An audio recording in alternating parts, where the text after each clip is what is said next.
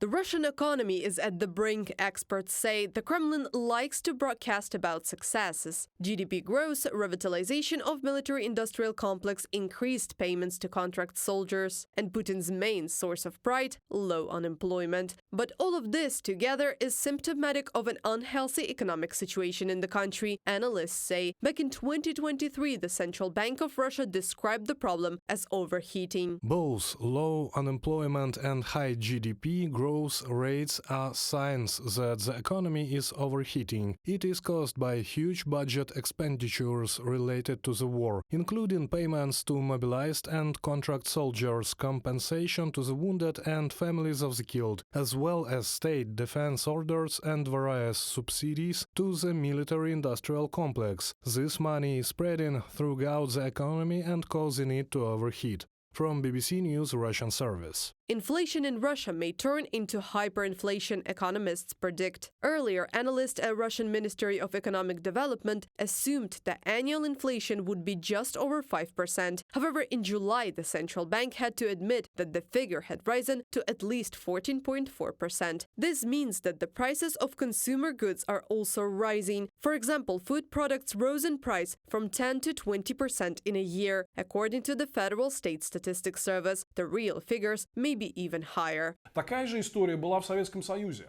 It was the same in the Soviet Union when they showed high GDP growth rates, but literally Leonid Brezhnev admitted that they had problems in supplying the population with food. So GDP growth and the balance of the economic model are in no way connected. The model must be evaluated by a large number of criteria. The Kremlin's nationalization of businesses also turned out to play against them. The manual management of the economy has not brought the expected bonuses, and the remaining private entrepreneurs are finding it increasingly difficult to survive because of the sanctions against the aggressor country. After all, not only the logistics of supplies, but also calculations have become more complicated. Чудес не бывает. There are no miracles, there is no external investment, loans and extremely expensive. There is no long-term money in the economy. Because of these huge interest rates and complete uncertainty, costs are constantly rising, taxes are rising, plus the issue of freezing payments on imports. It is not expanding and has only worsened in the last few weeks. So it is a very serious issue for the production because they are all using imported components and technologies, and we see that our unfortunate business is being encircled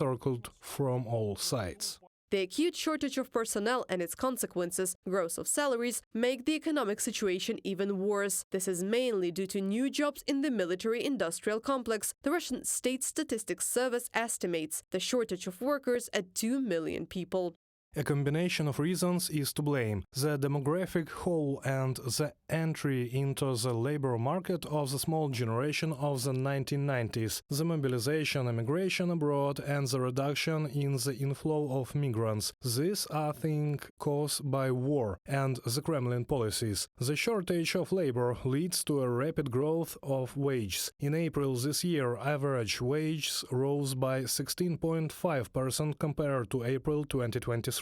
In some regions, such as Krasnodar Krai or Kurgan, wages rose by more than 20% over the same period. From BBC News Russian Service publication. According to Russian Central Bank Governor Nabiullina, all of this can lead to stagflation. In this case, businesses suffer losses, people's incomes are eaten by the inflation, and the economy is in a very depressed state. The central bank is curbing the risk of stagflation by raising the key rate. Now it is 18%, and there are no plans to lower it. Some experts believe that a combination of factors such as Western sanctions, staff shortage, and the enormous cost of continuing the war against Ukraine will deal a painful blow to the Russian economy in early 2025. Others push the deadline to autumn of 2024. Reported by Anastasia Tarnavska, Larisa Petruk, UATV News.